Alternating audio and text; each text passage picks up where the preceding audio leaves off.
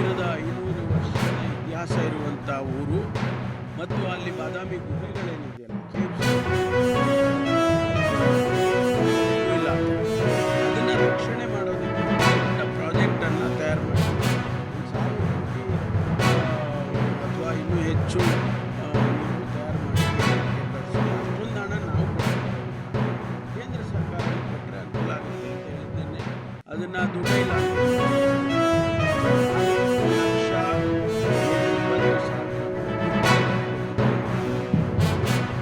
ಅದರ ಹಿಂದಿನ ಬಡ್ಜೆಟ್ಟು 3,20,000 ಸ್ವಾಭಾವಿಕವಾಗಿ ಹೆಚ್ಚಾಗಿದೆ.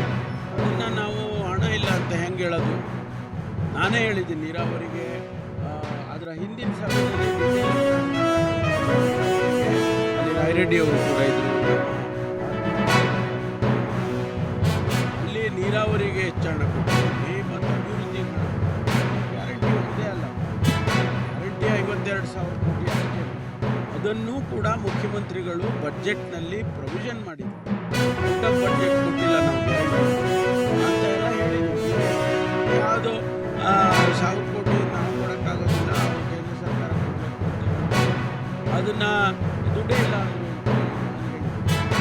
ಅಷ್ಟು ಪ್ರಜ್ಞೆ ಇಲ್ವ?